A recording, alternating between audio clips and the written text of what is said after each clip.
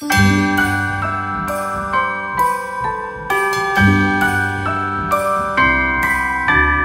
wonders of life got the prettiest side for everyone to enjoy. Standing up close by the Christmas tree, glimmering light, I am right where I wanna be. I will be home for a couple of days, wander around with you. You and me in the cold, thought it'd never be true. Wherever I go, I got you.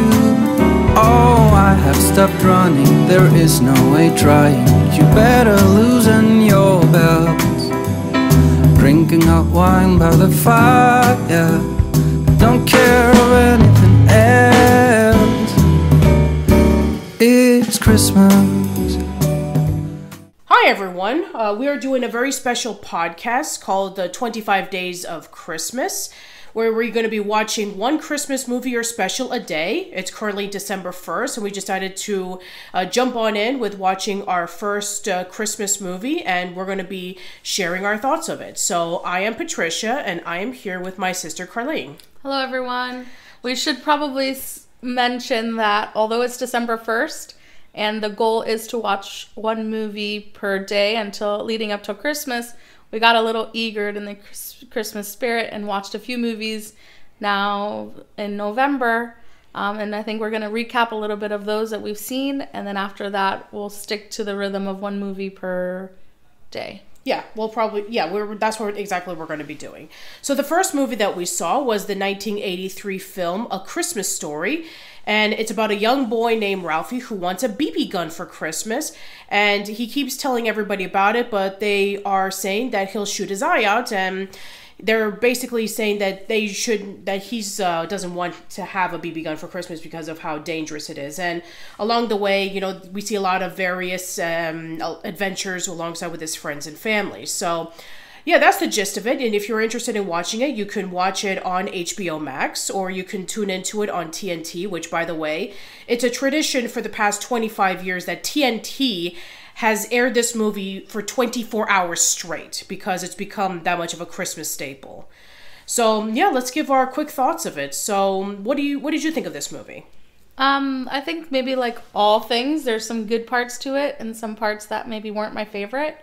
I thought overall, I think it's a pretty good Christmas movie. Mm-hmm. Not only because it has a lot of like Christmas themes, but it talks about, like, it focuses on family and presents and the season. So I think it's a good movie to watch during the holidays. Yeah, it definitely has that sense of family, and also it has a sense of relatability. Like, I'm sure at some point every kid or every person at one point wanted that one specific thing that they wanted for Christmas, and for some reason or another, they don't get it, or they were declined of ever getting it for whatever reason. So it's pretty relatable. Yeah, I can remember when I was, maybe I don't remember so much the age, maybe between 8 and 10, I really wanted like the life-size Barbie. Yeah. At that time, they came out with a Barbie that was like 2 or 3 or 4 feet tall or something like that. Yes. And I really desperately wanted that Barbie. Mm-hmm. But it was so expensive.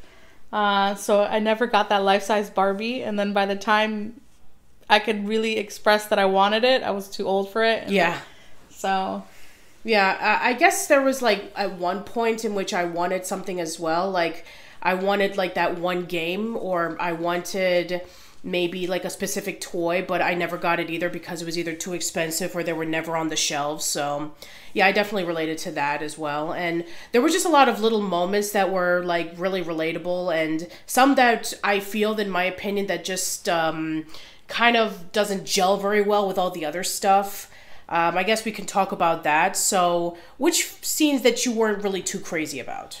To me, some of the things I really didn't love, I know that it's talking about a different era of time, yeah, where women stood home and men went to work, and there's, you know, that traditional view, which is totally fine. I have no issues with that, but I just felt the dad to be very angry, yeah, and very like aggressive, and the wife, although she probably played a really good role, representative of the time, very submissive. Mm-hmm. And I just felt like I think there's a difference between being submissive to a husband of that time than to be submissive to someone who's like violent or aggressive.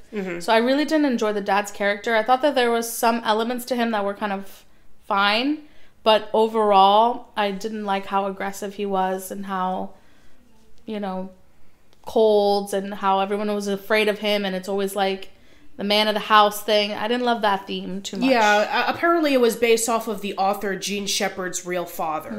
I see. Yeah, so for those who don't know, Jean Shephard, who who was the author of the series of books that this movie was adapted from, pulled based off of his real life.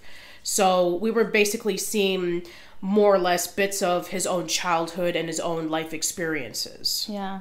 I think another thing that probably wasn't always my favorite was a little bit of the over-exaggerating of like the why I oughta, you know, like the 1920s, 1930s, like deep accents and those little comments, and you know, there was a ton of that throughout the movie, and it made it almost comical at points, but I just felt like an over-exaggeration of how people really spoke. Yeah, I mean, this is coming from the kid's memory looking back as an adult, so it's going to be expected that it's going to be very exaggerative.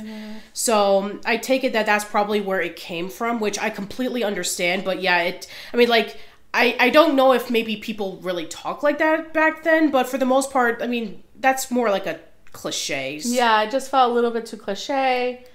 Some things I did enjoy. I liked the narrative part. I liked the narration. I liked how it did feel like a story going back, and how he narrated that. I enjoyed that. I enjoyed the character. I thought like very relatable, a kid of that time, you know, his friends, his toys. I love that it was kind of also a step back into like how radio, you know, like was the entertainment, and, you know, he would run to that, waiting to listen to his show. And and also another thing that I probably was a bit hesitant when looking into the story is that they're so fragmented, which I understand because it actually came from a series of anthology books, so it pulled up from different short stories combined into one movie.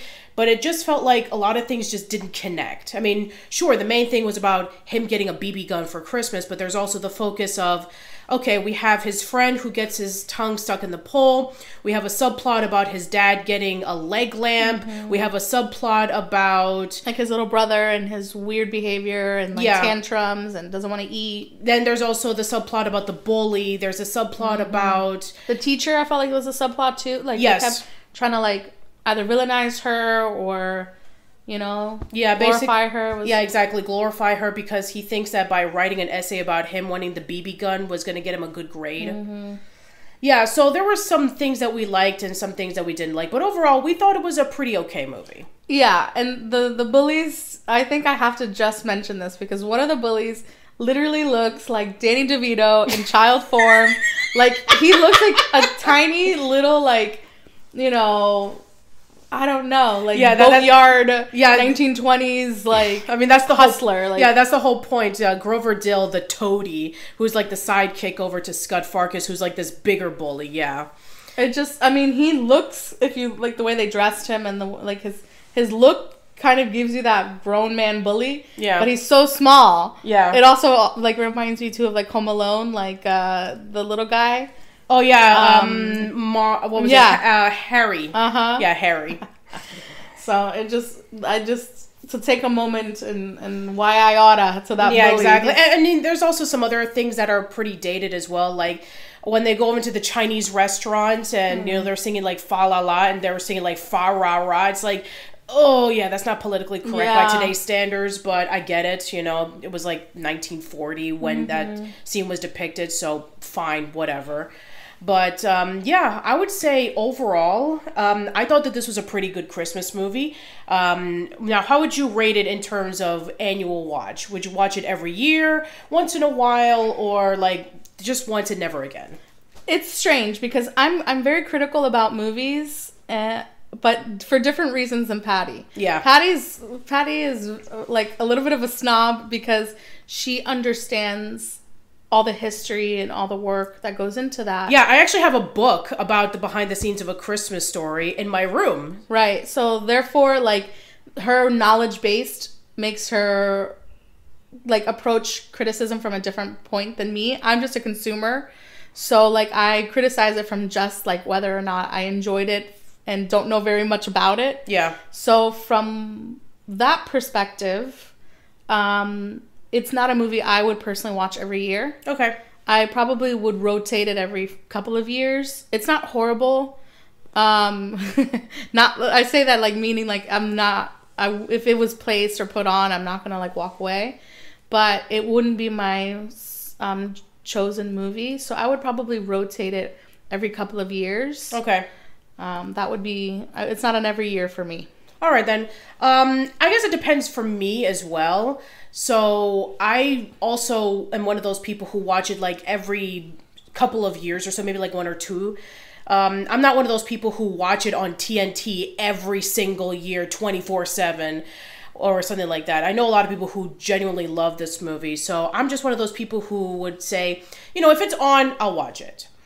And as for like my rating of, let's do 5 Santas this time. Okay. Yeah, so I would say I'll probably rate it as in like 3 Santas out of 5. I'm going to come in with like, and mind you again, like with my criticism, right? I'm not an expert critic. I would probably put it like maybe 2 Santas, like 1.5 to 2 Santas. Okay, that's fine. Which is pretty decent rating, if in my opinion, out of 5. Sure. All right, so that is it for our first episode of the 25 Days of Christmas podcast. So tomorrow we're going to talk about another Christmas movie. So we'll see you then. Bye-bye.